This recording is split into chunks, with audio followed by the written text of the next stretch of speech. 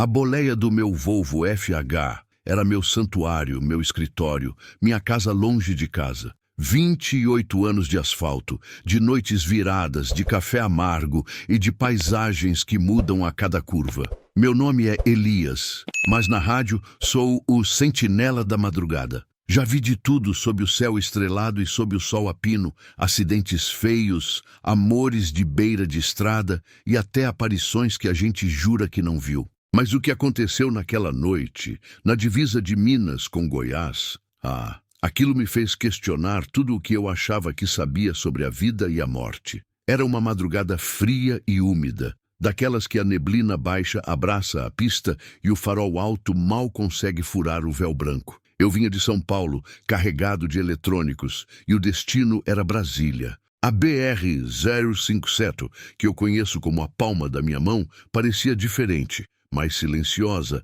mais pesada. O rádio estava chiando, e eu já estava quase cochilando quando vi. Uma figura pequena, sentada no guardrail, na beira da estrada, no meio do nada. Diminuí a velocidade, o coração dando um salto. Não era bicho, não era vulto, era uma criança. Um menino, talvez uns 7, 8 anos, encolhido, com uma mochila surrada ao lado. O cabelo escuro, despenteado, e a roupa, uma camiseta fina e um short, pareciam inadequados para o frio da madrugada. Parei o caminhão uns metros à frente, a dúvida e a preocupação me corroendo. O que um menino fazia ali, sozinho, a essa hora? Desci do bruto, sentindo o ar gelado cortar a pele. Ei, garoto, o que você tá fazendo aqui sozinho? Tá perdido? Ele levantou a cabeça devagar e os olhos dele, grandes e escuros, me fitaram com uma serenidade que não combinava com a idade. Não havia medo, nem desespero, só uma calma estranha. Eu tô esperando uma carona, seu moço. Preciso ir para um lugar. A voz dele era suave, quase um sussurro, mas clara. Para onde você vai, menino? Não tem nada por aqui.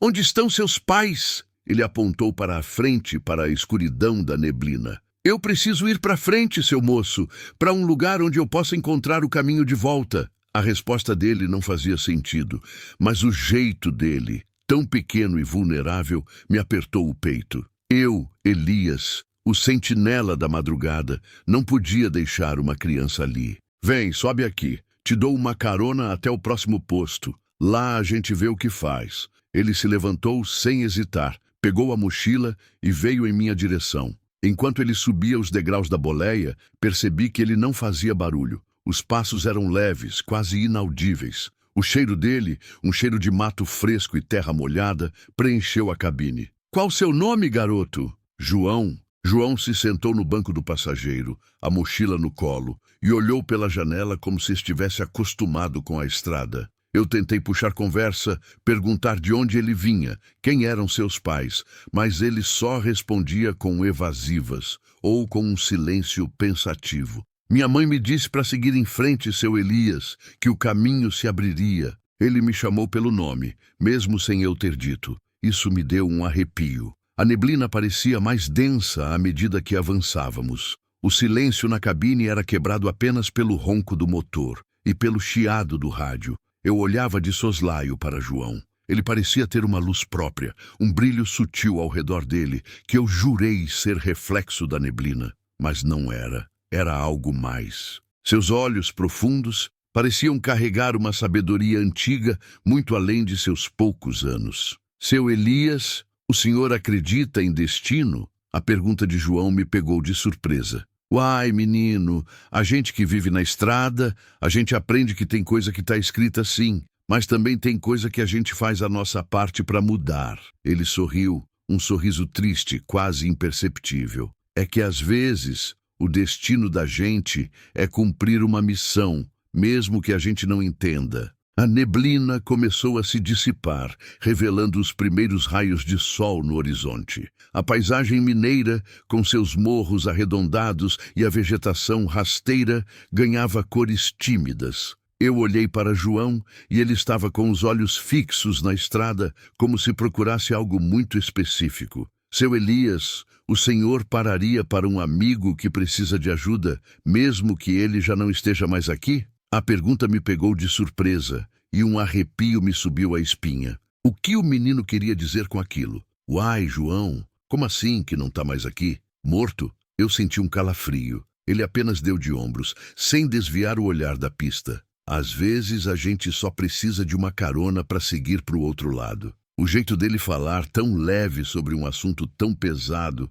me deixou inquieto. Comecei a me lembrar de lendas de estrada, de almas penadas que pediam carona para cumprir promessas. Mas era só uma criança, não era? Chegamos a um posto de combustível movimentado, perto de Cristalina. O dia já tinha clareado de vez, e o movimento de caminhões e carros era intenso. Pronto, João, aqui você pode pedir ajuda, tem restaurante, tem gente. Virei para ele, mas o banco do passageiro estava vazio. A mochila não estava lá. O cheiro de mato e terra molhada que tinha preenchido a cabine sumiu, como se nunca tivesse existido. Meu coração disparou. Eu olhei para todos os lados, desci do caminhão, rodei o bruto, mas João não estava em lugar nenhum. Ninguém no posto parecia ter notado um menino descer do meu caminhão. Perguntei ao frentista, ao balconista da loja de conveniência, a outros caminhoneiros que estavam por ali. Todos me olhavam com estranheza. Menino? Que menino, seu Elias? O senhor estava sozinho no caminhão a manhã toda. Voltei para a boleia, a cabeça a mil. Será que eu tinha sonhado? Será que o cansaço da estrada tinha me pregado uma peça? Mas o cheiro, a voz, as perguntas dele eram tão reais. Peguei meu celular e liguei para Dona Lourdes, minha esposa, em Brasília. A voz dela, sempre doce e calma, era o meu porto seguro. Lourdes, aconteceu uma coisa esquisita aqui na estrada. Contei tudo, desde a neblina até o desaparecimento de João. Ela ouviu em silêncio. Elias, meu filho, você está cansado, mas Deus sabe o que faz. Talvez esse menino fosse um anjo, te mandando um recado. A ideia de um anjo me pareceu estranha na hora, mas a verdade é que eu não tinha outra explicação. Segui viagem para Brasília, com a mente ainda em turbilhão, mas uma sensação diferente começou a crescer em mim. Não era medo, nem loucura,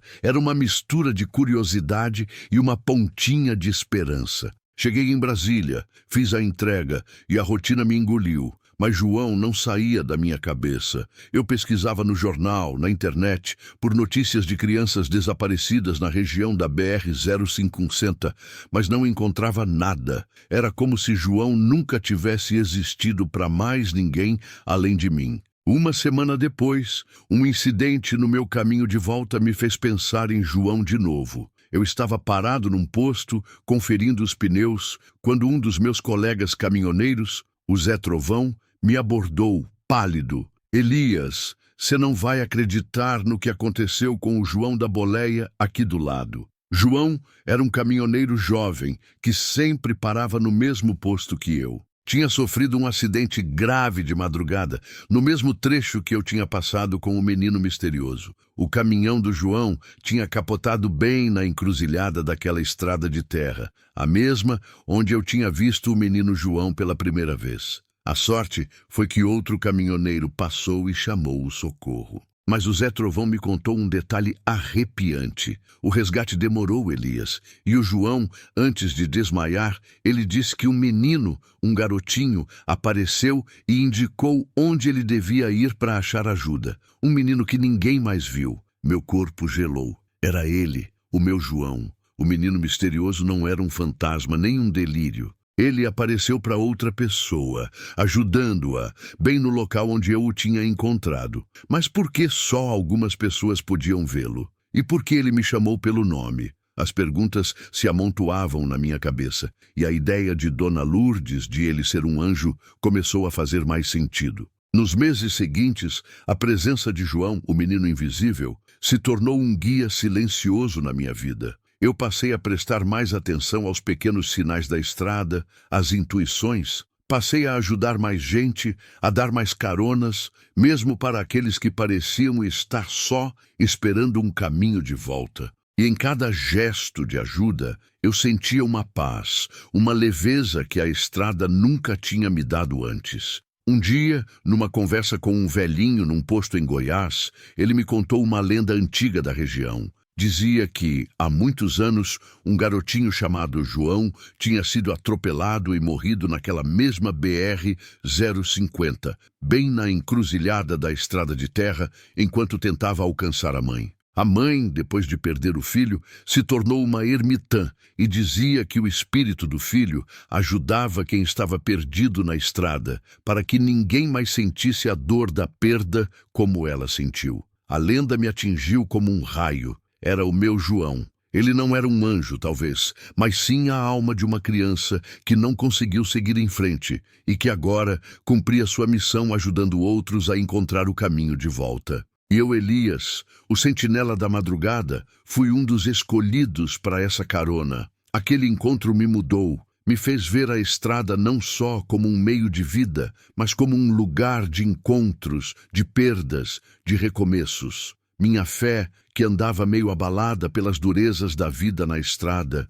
foi renovada. Eu passei a acreditar que algumas caronas são mais do que um favor, são um presente, um propósito. A vida de Elias, o G do trecho que agora tinha seu próprio mistério, se encheu de um novo significado. E eu sabia que, em cada neblina, em cada madrugada solitária, João estaria lá, oferecendo um último adeus ou um novo começo para quem estivesse verdadeiramente perdido. Eu nunca mais vi João da mesma forma que naquela madrugada, mas sua presença se manifestava de outras maneiras. Às vezes, era um cheiro repentino de mato fresco na cabine, em um dia de sol escaldante. Outras vezes, era uma intuição forte para parar em um lugar incomum, e ali eu encontrava um colega com pneu furado ou um carro enguiçado. Era como se João continuasse sua missão através de mim, usando meus olhos e minhas mãos para alcançar aqueles que precisavam de um caminho de volta.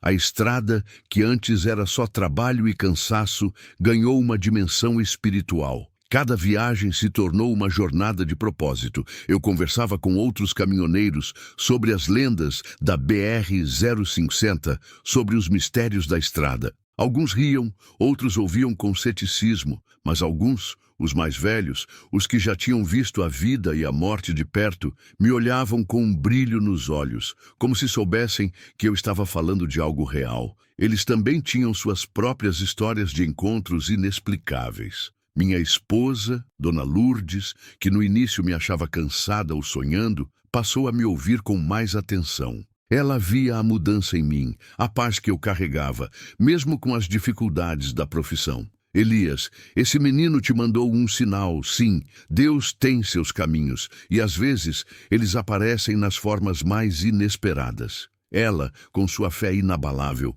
me ajudou a entender que nem tudo precisa de uma explicação lógica. Algumas coisas são para serem sentidas, para serem vividas. Eu continuei rodando o sentinela da madrugada, agora com uma nova missão. Não era só entregar cargas, era também estar atento aos sinais, a quem precisava de uma luz, de uma palavra, de uma carona. E em cada amanhecer na estrada, com o sol nascendo e dissipando a neblina, eu sentia que João estava ali, sorrindo, me lembrando que, mesmo nas estradas mais solitárias, nunca estamos realmente sozinhos. E que a fé, às vezes, é a única bússola que a gente precisa para encontrar o caminho de volta,